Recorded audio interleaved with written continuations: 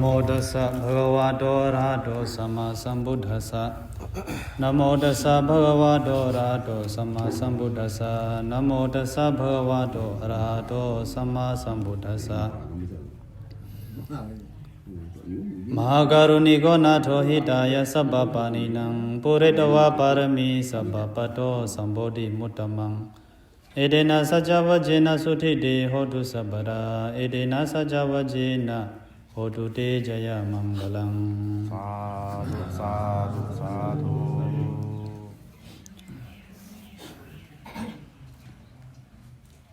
มันในนามันเส้นสามไหมปุระมิตรกาสุเจ้าจะสังฆาไหมตะลูสังฆานกฐินตะคำสร้างในสีเพกออกมาในสีกับหึงห้องรูหยกกาคำเส้นเหนากาไงเอามันในฟองเลยสังฆานกฐินเนี่ยจอนหนึ่งวายอยู่สีฟองเลยคำสร้างนั่นคือสีปิ่นเจ้าสร้างคิวมันเจ้าเยอะเนี่ยมาเอาตะทอมติ้งเงินเอาสังกัดกฐินนี่แกสู้เจ้าตองสู้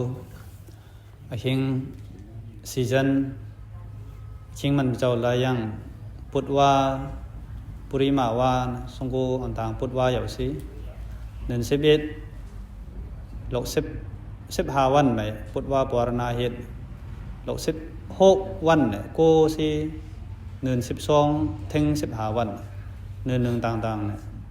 น่าเอามาไม่เอาขลูแกรู้เอาเปลี่ยนคิงเนี่ยปูนกาแกจิวรากาละเนี่ยว่าคิงเนี่ยปูนกาแกละรู้ขลูสังกัดกฐินก็รู้มาเปลี่ยนสินะไอ้สิเอามาสู้เจ้ามาได้คิงข้าไม่เอาเงี้ยสิรู้เหอตั้งเหอมานี่แกมาในรู้แกจะสลาวอย่างมาในละเงียบสิเต้าเปลี่ยนกฐินไอ้ฮันเนี่ยสังกัดกฐินนี่หวานว่าเนี่ยเอาไปเปลี่ยนกฐินเนี่ยอามูเนี่ยห่างสู้สินะเจ้าสังฆาเขาหาบเอาก็ปุระมิตรกาเขาเจ้าสังฆาเขาไม่รู้เหรอก็หันจากจ้องอันนี้นี่แกจ้องอันนี้ไม่ก็เจ้าสลาอันไม่เขาเจ้าสังฆาอันไม่เขา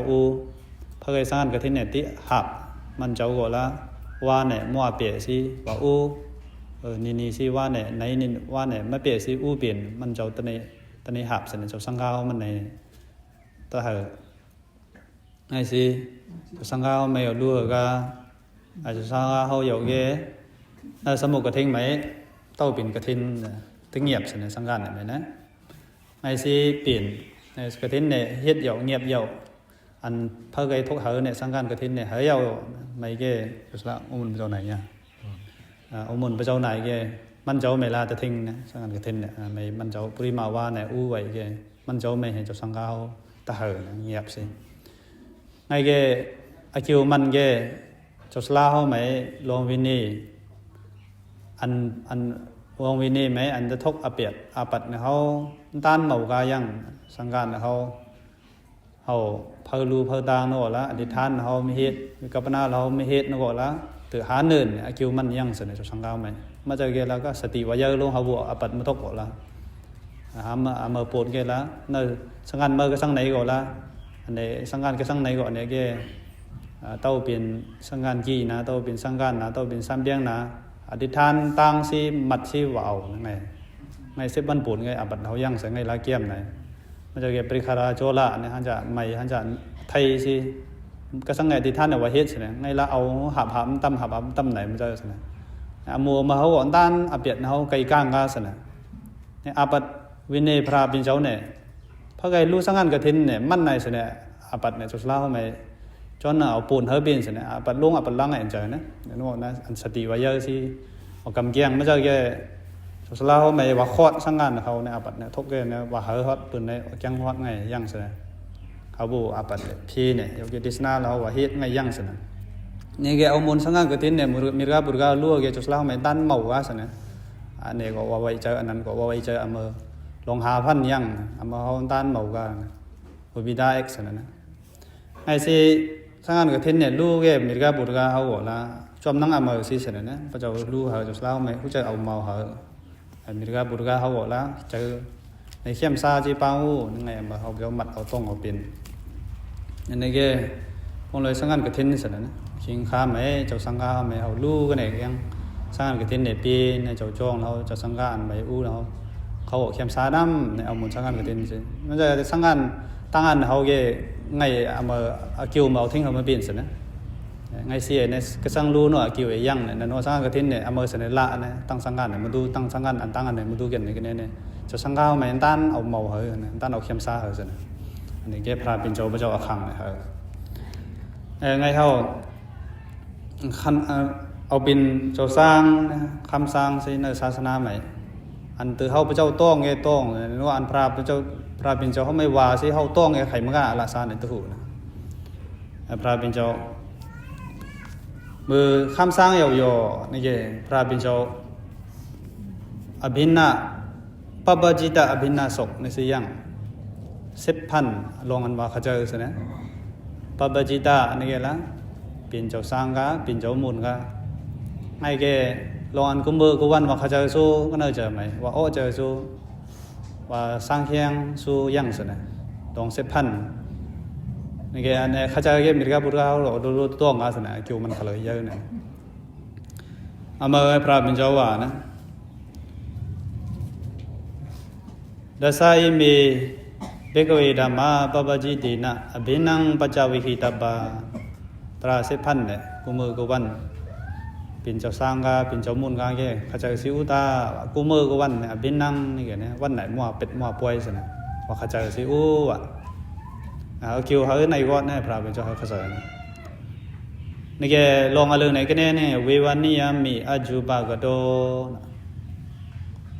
เววานิยังมีอาจูบากโดเขาก็เนี่ยแกเววานิยนี่แกละโลกอะลายก็ย่อนี่สินะหางตูเนี่ยเขาอันนงอันไม่เขาหลายก็ย่ออันนงอันไม่อันสองอันตื้อนะปริคาราวิวันนิยะสรีระวิวันนิยะตัวหางก็หลายก็ย่อมันตัวกุนหมานเหยานี่สินะอามาเขาก็จะพระเป็นเจ้านะตัวหางหลายก็ย่อฮะลือสิเนี่ยหลายก็นี่แกคำสร้างนะคำเจ้ามุนนะคำกี้นั้นก็ละพรมเราวัดท่าฮอดนุดเราวัดท่าฮอดซื้อผ้าเราวันลายเพราะสร้างการวันนงเอามาแม่นุดเราท่าฮอดพุ่มเราท่าฮอดเนี่ยมาสรีระวิวันนี้เนี่ยตูเนี่ยมันดูกามเจ้าเนี่ยตั้งกุนมันเนี่ยปูตองสุเกลาปุระอย่างไงลายก็ย่อเนี่ยพระเจ้าไม่สร้างเคียงสิเนี่ยพระเป็นเจ้านะโอเค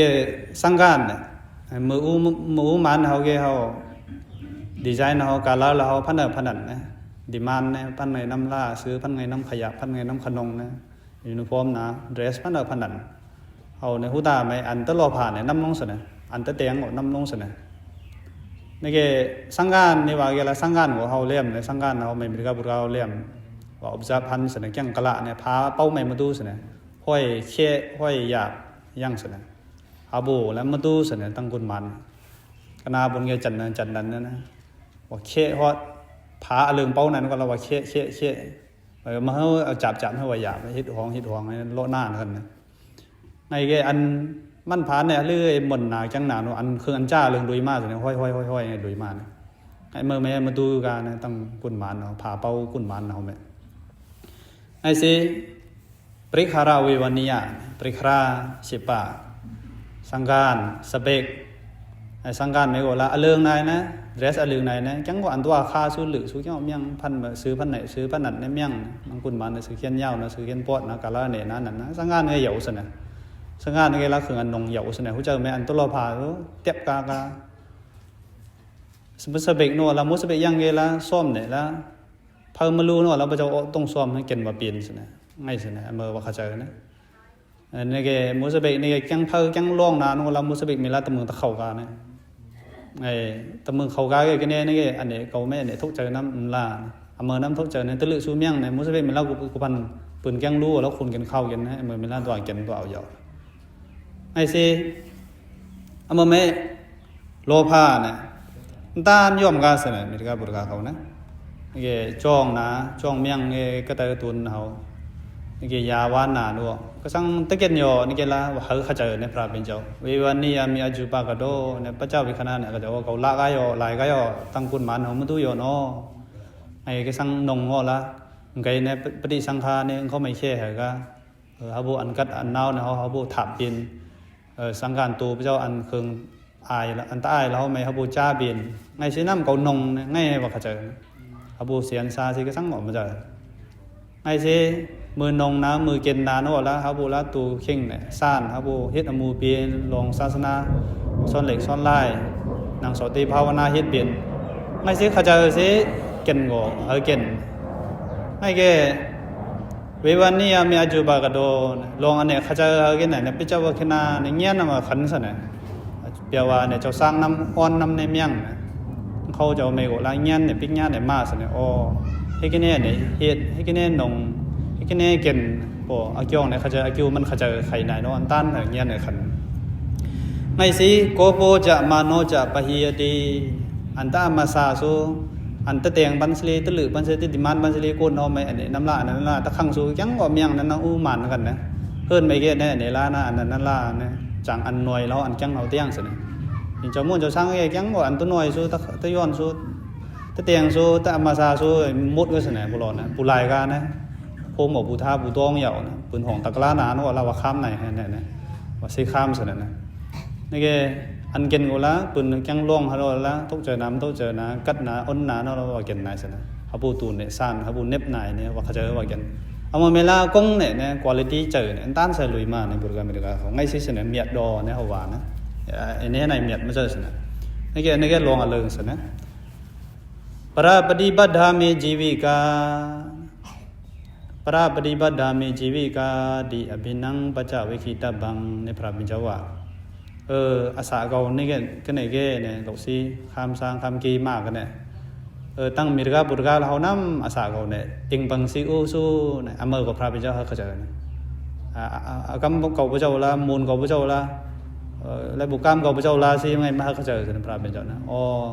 เขาก็สั่งในซูก็สั่งในนงซูในเกณฑ์ซูก็ละและบุมีรกาบุตรกาเขาลูซีน้ำในซูในเกณฑ์ซูอเมริกาเขาเจอพระบิดาเมื่อกันเนี่ยพระเจ้าละอันตะอามาซาสุนเนี่ยเมียงเสนอเนี่ยเขาพระเจ้าข้าวบินูเขาพระเจ้าสื่อเอาบินูเขาพระเจ้าข้างเงินเอาบินูสื่อที่ทะลึกยังตั้งเงินบินูยังสื่อขมายขนงเอาบินูเนี่ยอเมริกาเป็นเจ้าขันเฮอร์บินเสนอง่ายแค่เนี่ยอามาซาก็แค่เนี่ยถ้าเป็นเมืองกลางตะก้อยกามเจ้าหน้ากำลังใหม่เนี่ยสมาร์ทไม่กันบามีรกาบุตรกาเราไม่อันตัวไว้อาเขตมิตาเราก็ที่ยอมกาเสนออลังพระเจ้าฮิตสุเกนเนี่ยไอ้ที่พระบิณฑเจ้าสิสเต็มเนี่ยเสียนน้องเสนอสิสเต็มศาสนาเขาเนี่ยงั้นพระบิณฑเจ้าเนี่ยแล้วเขามีรกาบุตรกาเขาเนี่ยข้าจะนี่แค่ละเยอะลงเสนอพงบุญพระบิณฑเจ้าเนี่ยไอ้พระปฏิบัติธรรมมีชีวิกาอาชีวิกาเขาเนี่ยไลฟ์ลีฮุดเขาลิงตองสู้นี่หว่าเนี่ยอ๋อแล้วบุมีรกาบุตรกาเขารู้ซ้อมสิโน่ปลอดอันนี้เขาเข้าใจในพระบิณฑเจ้าเนี่ยนี่แค่เนี่ยอันจากมีรกาบุตรกาเรากุมมือกุวันเนี่ยมีตาเนี่ยแล้วในหายในทรงสู้เข้มซาจีปังในเจ้าปลูปะตั้งเขาปิจิเลบามีรกาบุตรกาเราเข้มซาเอกเสนออยู่ลุยในเจ้าสร้างเราปูสร้างมีสร้างเราใครมันก็เข้มซาเอกนะโอ้เราเขาเนี่ยเนาะในจ้องไม่อู้นี่เก่งสุกแล้วเขาไม่ตาเนี่ยทรงสุโนเนี่ยปลงให้เขาเจอในเขาขลุ่นในเขาอลาซายังนะไอ้สิ่งพระบิณฑเจ้าพระปฏิบัติธรรมมีชีวิกาเนี่ยเขาเจอตาในปิจิเลบาก็สั่งทรงก็สั่งตื่นหัวละแต่เจ้าวิคณาอ๋อเหตุสิไล่บุลกกุนมันกุนนาสิเนาะเนี่ยเอาในสู้เนี่ยเขาไม่กี่จูตังสิคิวมิตาเนี่ยวิเหสุดาอเมริกาเนี่ยไงเนี่ยเกี่ยปัจจัยปาริสุทธิศีลาปัจจัยสันนิสิตาศีลาเนี่ยเส้นเนี่ยพระเจ้าวิคณาเขาเจอเส้นอะไรยังสิเส้นเนี่ยมาออกในกาคิวเนี่ยยังอังโยเมอากาโบกรณิโย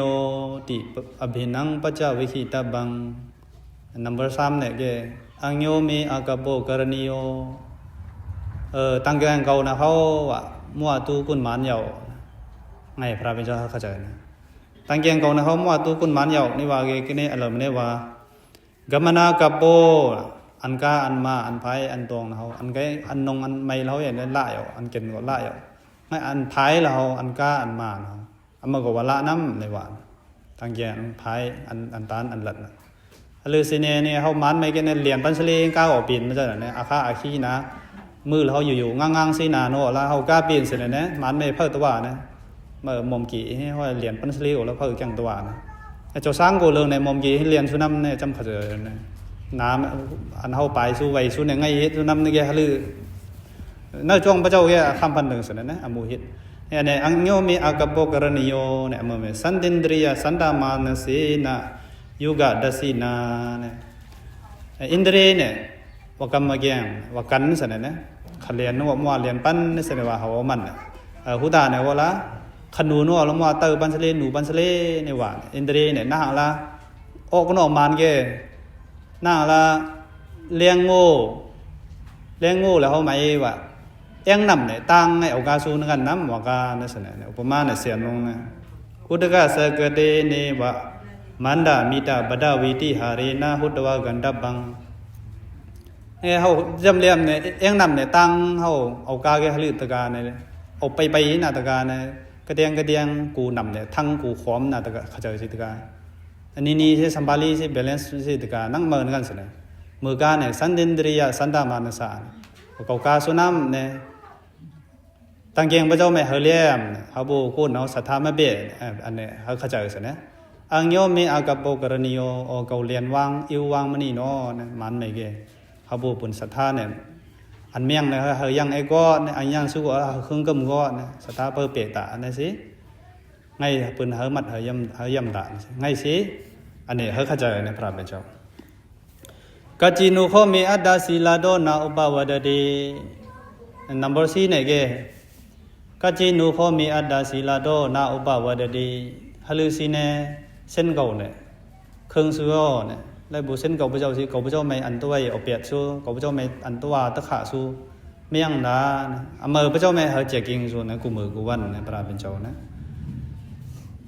ให้กันเนี่ยเขาเจอเนี่ยแกง่ายเขาเจอกันเนี่ยแกว่าเนื่อเจอพระเจ้าไม่ฮีรีเนี่ยตั้งไอเนี่ยมาสินะตั้งไอเนี่ยมันง่ายมากเขาเจอแกเนี่ยตั้งไอเนี่ยมาโอ้สินะให้เขาจะเฮเกเฮโอเกาลงในเพชรชูลงในเพชรชูสว่าอันเพชรยังเกหันสนะกุนเนี่ยเผาตองมาตองเนาะพระเจ้าเวทตองละนี่เกอันเพชรเนี่ยหันเกเนี่ยฮาลิสิเนี่ยตะมีตะกี้อเมอจะอันเขาจะเนี่ยอันไอเนี่ยมาสนะพระเจ้าแม่นมาเจ้าเกอันฮีรีเนี่ยมาสนะก็เบอร์มาพระเป็นเจ้าเนี่ยนงสังกานเกกัจจินุโหมีอัดดาศิลาโดนาอุปวัดดีอ๋อลงเส้นอันนี้อันนั้นสิเขาไม่อันตัวตั้งอเบียดสู้ยังละในพระเจ้าแม่เขาเข้าใจกูมือกูวันไอ้ฮีรีเนี่ยตั้งไอเนี่ยเอาโอตาในมือไข่มากะเส้นเขาตะครึ่งตะเกิมน้ำนะไงสิลงอันนี้สิก็เมียดกาสนะกัจจินุขมานุวิจาวิญโยสัพพมจารีศิลาโดนาอุปวัดันดีนะครับลงหานำบอลเนี่ยเกฮลุสิเนลงเส้นเก่าสิเส้นทำเก่าสิไต่กูเก่าแล้วเขาอันสัพพมจารีอันพ่อหมอูเจ้าสร้างเขาอมมุนเขาอันก็ไม่ตัวตะขายังละไงก็เขาใจไงเขาใจเกอากิวเนี่ยก็เนี่ยยังเนี่ยเกอตปาอันกูเนี่ยมาสนะเขาอันนี้ฮิตเพชรเก็บปูพากูตัวมาก็รู้แต่กูเราตัวมาก็รู้เจ้าสลาเราตัวมาก็รู้ไงเจอกูเนี่ยมาอันไงเจอไอเนี่ยเขาบุอฮีรีเนี่ยเขาบุออันไงเนี่ยอตปาเนี่ยเขาบุอฮีรีอตปาเนี่ยเสวะเนี่ยอันเจออันตั้งกูตั้งไอนี่วะให้เป็นเจ้ามูลเจ้าสร้างอยู่นี่เกตั้งกูตั้งไอเนี่ยนะเขาบูเยอเสด็จพระเป็นเจ้าเนี่ยเขาเข้าใจเมื่อเกมันเอาโลละมันเป็นเจ้ามีกาเสด็จเนี่ยลงเส้นลงทำนาแกงห่างแกงลานมันเป็นเจ้าละมีกาทุกซ้อนนานกว่าซ้อนกาเนี่ยเจอเมื่อมาเสด็จอันกูนายเนี่ยมาเหมือนกันนะให้สิสิ้นทำมันเครื่องกาเกิมกาเมียดกาถอดกาอะไรตื่นหาหนำบอลโอ้หนำบอลเนี่ยนี่เกสัพเพหิเมปิเยหิมนาเปหินานาภาวะวินาภาวะอันนี้เกเนาะวันหนึ่งเกตั้งพระพร้อมเนี่ยเขาตั้งปูมีแล้วเขาตั้งปีน้องเขาได้กูแล้วเขา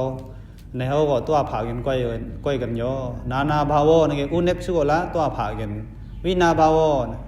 ตายซิโกละตัวผ่ากันมือเนปซิโกละหลกเขาล้านเขาก็ซ่อนเหล็กตีไกตียาวแกละผ่ากันเนี่ยละอูเนี่ยฮิตลงกะนาโนละตีไกตียาวไม่กล้าแกละผ่าซิละว่าอูเนี่ยอเมนาภาวะวินาภาวะแกละคำว่าอเมอแม่คิงมันได้ผ่ามือเน็บเนี่ยมาผ่าโน่นแล้วตายเกี่ยวแล้วตัวผ่ากันก้อยกันตัวขอดกันไกลกันไงสิวันหนึ่งเนี่ยตัวผ่ากันเนาะในข้าเจ้าแกมรณสติอุปัฏฐิตาเนี่ยมรณสติโอ้เจอมรณะเจ้าคนตายเนี่ยเขาโอ้เจอสุกิอเมอโกลาก้นเนี่ยแม่เอามีเหรอเอาสีดาเหรอสิเอามีเหรอเอานี่เหรอสิเนี่ยตานไปเลยอันนี้แก number 6 number 7กัมมะสโกมีกัมมะดายาโดกัมมะโยนิกัมมะบันดุกัมมะปฏิสรโน ยังกัมมังกริสามีกัลยาณังวะปะปะกังวะตัสสะกัมมัสสะดายะโดโบหิสามีnày cái na hư si nè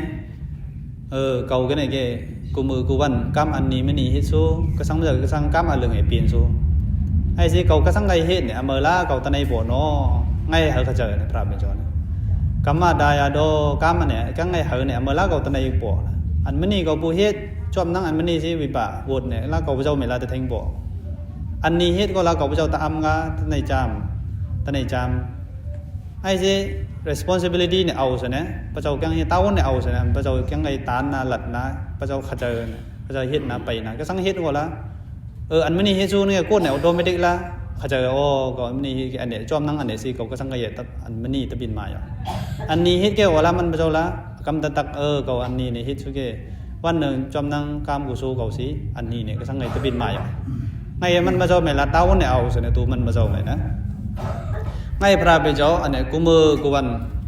sanghyang si uta ne ngai ke papa karanang nama na ho di amu apiat la ho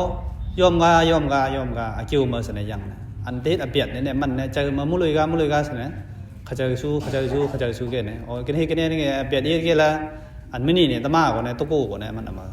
ngai si ama ko ha khaja pra be jo ha chau si akyu ne ha au yoge number 7กระทั่งบุตรสามีรัดินดีวาวิดีวัดันดีจิตนัมบอลเนี่ยกระทั่งบุตรสามีรัดินดีวาวิดีวัดันดีรัดินดีวาเนี่ยรัดเขาดินเขาบางคำกลางวันฮัลลือเนี่ยปุ่นกันวันมาเนี่ยก็ฮัลลือนี่สิเนี่ยยังไงปุ่นกันฮัลลือเฮปุ่นกันเนี่ยพระเจ้าไม่พระบิดาเขาเจ็บนะไงล่ะอาคิงเนี่ยล่ะจังออกมาเจอจังออกมาในไงล่ะปุ่นกันสมกันนะมาเจอก็สั่งไงอภูเนี่ยในสินาปุ่นกันอามาสนพระบิดาเขาใจนะเขาบุตรวจนังสัจจายันตัสสะอาสัจจายันตัสสะอุดาหูอาสัจจายันตัสสะก็เนี่ยเขาอุจงสิข้ามพระก็สั่งไงเขาจางเอกนะเนี่ยมาซ้อนยังไงล่ะคิงเปาเอาสมเปาจังออกมาจังเขาคลาเนี่ยเขาเนี่ยดิมาไม่เกี่ยวเมียงไงล่ะเอาสมกาเปากันนะโยนิโสมนสิการิกัมมังกรณตัสสะลองสติภาวนาเจอพระเจ้ามีสิตอนนี้จ่าทุกขานะเขาเฮ็ดสิไงอูกันนะไงล่ะเอาสมเปากันได้นะไงสิปังคำกังขันฮัลโหลสิเนี่ยคิงเกากาสูปิญญาตั้งจังก็สังไงในสูนะลองเส้นทำของเราก็สังไงจางสูนะมาจางสูนะไงสิเนี่ยปุรกามิรกาเราแค่เนี่ยพระเจ้าอเมริกาหันจากปุรกามิรกาเราก็เนี่ยเอาจ่าปีนู้นนะเขาเฮ็ดลงกับมาใครก็สังไงในกันนะมันในกันนะภายใต้กันนะสุ่มกันนะพระเจ้าไม่บอกเข้าใจสินะกูดูอุตสาจังขันตาอยู่ปิญญาดโกดมิวมาเนี่ยคำมันสินะจสลาลงเขาว่าเนี่ยมันไหนกูสู้ในกันนะอากูสู้อเปียนะเขาในกันลองกับมาใครเขาในมากกันนะมีมาอ้ำมากกันนะไม่ใช่เรื่องเขาส้มสู้นะก็สังอมีเนี่ยอันส้มในนะเขาฮิตสู้ลองปิญญาต่างจังก็สังไงในสู้นะมันในสู้นะไงวันหนึ่งเนี่ยอารมณ์จะอารมณ์ว่าเขาจะภายใต้แข้งไหนกันตัวเข่งเขาเข้มใสกันนะใครมาก็ผีกันนะตัวเข่งเขาเนี่ยเปียกันนะอันนี้เขาจะแก้ก้นเนี่ยอันตนี่เนี่ยเขาจะหูสนะอันตนี่เองเนี่ยสร้างสนะเขาจะสนะอัปมาโดปริปุรดีเนี่ยอัปมาดาเนี่ยสติเนี่ยอัมสนะพระเจ้าไหมอัมสุนะผีสุนะเนี่ยฮาลัดเนี่ยว่าตองกันเนี่ยคอนดิชันตัวพระเจ้าเนี่ยเรื่องปีนสุนะลงกุสูมาสูอากุสูปีนสุก็ไม่ต้องอัมเกก้นเนี่ยอัปมาดาสติเนี่ยยั่งสุเกก้นเนี่ยละโมหะไม่สนะตุกสุนะนี่กันตุกเติมไม่สนะกาสุนะให้สิอัปมาโดปริปุรดีอัปมาดาตราสติเนี่ยอัมก็เนี่ยพระเป็นโจเนี่ยกุมือกุวันเขาจะสิอุตาเขาวันมาเนี่ยก็เนี่ยในสีปุ่นก็เนี่ยเข้าใจตากาจีนุโคอาหังสุญญาการะอภิรามามีนัมเบอร์เก่าอยู่เก็บอยู่เดียวกาจีนุโคอาหังสุญญาการะอภิรามามีอันนี้ก็เข้าใจตาอภินังปัจจวิหิตาบังพระเป็นโจสอนเนี่ยอันนี้เขาว่ามันก็เนี่ยแกสุญญาการะเนี่ยสุญญาอาการะตีเป้าตีเพิ่มยังตีติดจิตเจ็บนี่แสดงเขาว่ามันนะติดจิตเจ็บไหมพระเจ้าไหนอู้เปลี่ยนละเขาพระเจ้าไหนปิ้วจางกันนะนี่แสดงว่ามันนะมือชิงเพิ่ก็เมียงไต้กูก็เมียงปีนงก็เมียงอันเพิ่ตั้งเพิ่ตะตันก็เมียงตะลินก็เมียงตะฟูก็เมียงไอ้ชิงมือไหมเขาพระเจ้าไหนขอเลืองไม่ได้นะกีตาร์ก็เมียงโมบายก็เมียงเขาพระเจ้าไหนติดจิตเจ็บสิ u piu chẳng cái na mở với châu mẹ hở tham này bột ga mì ga hao gọn này apply pin sẽ này hắn trả cho sang cho muôn muôn này hắn trả bột ga mì ga tu lá sa trai này u đi với châu khát châu chẳng bột ga mì ga đó khát châu liam này tăng phao gọn mà đàn si văn lượng cầu châu piu piu muôn si u chẳng cái na một vài mưa từ siคำกระชังมาทอมสิโกลาพระเจ้าเขาว่ามันเนี่ยหลกสติพระเจ้าภาวนาพระเจ้าสิอุจังกันนาเนี่ยสิเขาว่ามันเนี่ยสติภาวนายั่งกันนาเนี่ยมาใหม่เนี่ยไงสินะมันจะแกกลับส่วนเท่าเลี่ยมเนี่ยโมบายมันได้ตื้อแกเรื่อยมาตายเนี่ยราคาวันเท่าเราเนี่ยว่ามันเกมมันได้เรียนไหนเวลามันเขาอู้จ้องกำพองเนาะไอ้อเมอมันได้จ้องเขาเนี่ยเจอเขาเนี่ยตัวเขาเนี่ยอากำหอยตัวตดตั้งอันเนี่ยพึงกุนอมันได้หอยตัวตดเนี่ยเจอพระเจ้าไม่สติภาวนาแกงบอกเมียงไงให้เปลี่ยนในกงตราเนี่ยแกงว่ามาสู่แกไงเปลี่ยนกันไอ้เสพระเป็นเจ้าเนี่ยกัจจินุโภหังสุญญาการิอภิรมามีเขาพระเจ้าในที่เจ็บซีกูจังกันนะเนี่ยเฉลงซาบุรุษกันเนี่ยมาจากก็กูจ้องมันได้เนี่ยเอามูลเขาแล้วก็จะสร้างเราไม่หาไม่ได้เท่านังตราเนี่ยก็ทุยกนะตัวนวลก็ไกลจ่าเรื่องแล้วไปตะขก้าไม่มันไงเขาไม่ละลือลาซ้อนไงเอาหนังซ้อนไม่ได้หาไม่ได้เนี่ยกูมือกูวันเอานังตราเอายาเมาเนี่ยไม่ใช่อะไรยับลงเครื่องนังตราเนี่ยนะเมื่อแม่กุนเนี่ยคุณภาพเขายังไม่ยังตรงพระเจ้าในที่เจ็บเนี่ยตราเนี่ยไม่ยังเงี้ยเนี่ยยับลงสินะไอ้สิอันนี้ก็ข้าจะตานี่ก็ last เนี่ยแกอาทินุโคเมอุตริมนุสาดโมลามริยญาณดัสนาวิสิโสอธิกโดเยนังปัจฉิมิกาเลสัพพมจารีพุทโธนามังกุภวิสามีอลือสิเนี่ยก็ขิงไตทิ้งมาเมื่อกี้ไต้กูเก่าเรามาสิมาทำมาตองเมื่อเจ้าก็เนี่ยตราลงก็สังในมาละลงตราเนี่ยชานตรามาตราผู้ตรานิบานตราเนี่ยเขาใส่วางไงเนี่ยอุตริมนุสาธรรมะลงตราเอามาตราน้ำเราในก็นะในจุดสลาพระเจ้าในก็ใครกันเปลี่ยนใช่ไหมลองอะไรเขานะคุณมันเขาจะสร้างเราไม่เกี่ยวจุดสลาเขาวางไม่เปลี่ยนใช่ไหมเนี่ยเขาเกี่ยวจุดสลาเขาไม่ในก็วางกันเปลี่ยนใช่ไหมอ๋อเขาเจ้าเนี่ยหันหยอกเขาเจ้าเนี่ยนายโยกเนี่ยวางกันเปลี่ยนใช่ไหมไอ้สิใบจันทร์ใช่ไหมนะอะไรก็ขิงตัดไตทิ้งเมื่อกี้พระเกศก็ไม่มาทำเมื่อเจ้าตราก็สั่งกูรู้ในก็แน่นอนพระเกศมาทำเขาเกศลือแน่ผู้เจอเขาเนี่ยมั่มสิน้าเขาเปียสิตั้งในไตละไงเมื่อเขาเจ้าตาในสนปราบไปแล้วเขามันในแกเนี่ยพระเจ้าเขาบุรุษคอนฟิเดนซ์ยังพระจังขัดมาตั้งเขาพูดเขาบุเปลี่ยนเขาสิจ่าสิอู้สนนะหลับไพดาอันอุศาสนาเนี่ยเขาไทยว่าในสนปราบเป็นเจ้าอันเดียวนะในไหมอันนี้เขาเจอสิอุตาในขิงตายในตั้งตายในทั้งนี้อดีกดากุณาวิสีสังเนี่ยปองกงอดีกดากงมาตราพุตราเราชาติเราท่ามาก่อนละอู้โจมูลอาสาโจมูลไม่เกี่ยเนี่ยอันนี้เฮาส์เนี่ยกรมศิกรมมาตราพุทธมันในนู่นวิปัสสนาเงี้ยเนี่ยจนนั้นอ้ำเลยวันไหนเสร็จเลยเวลเลยนะเมื่อเจอเกี่ยอู้คำโจมูลโจช้างมาก็เอามาบอกจังหวะมันไหนก็กงตราเนี่ยก็สมมติมันไหนก็กงอันเครื่องมันไม่อันเปี้ยวอันมูลอันอ้ำเลยอัลลาซาอัมมาเขาบอกมันไหนก็เป็นโจสลาก็ละตราน้ำเนี่ยก็มันไหนก็แกวงการไม่คำคืนนะผู้เจอก็ตั้มอ้ำหนาก็ละตะเปียไงนะเขาก็สั่งว่ามันเจอกันเนี่ยเนาะไงผู้เจอมามันจุดเวไงตอนในไต่เนี่ยเมื่อเขาพูดมาเป็นเนี่ยพระเป็นเจ้าไงเขาก็เจอนะไงพระเกศท่ามาเมื่อกี้จุดที่นาเก่าตะการเนี่ยไงเมื่อเขาเจอตาอันนี้แกเซฟพันมันไหนเมื่อสันเนี่ยปุถุการมีการทำไมใครเขาเล่าให้เนี่ยไงสิอันนี้เขาเจอสิสร้างเฮียงสิอู้เนี่ยมีการปุถุการจำเขาเจอเนี่ยอาสาเนี่ยเจ้ามูลเจ้าสร้างเนี่ยเรื่องไอ้เมียถอดเนี่ยอันนี้เขาสนมูลเนี่ยเขายั่งสิเนี่ยไอ้สิอันนี้เขาสร้างเคียงสิอุตาในจุดจ่างไอ้โบเจ้าสร้างเมื่อเขาละมูละเอาในเงินเขาแล้วคำเตะไปป้องมาเนาะไอ้จุดจ่างเขาไม่อันนี้ใครก็เจอสิเนี่ยนะ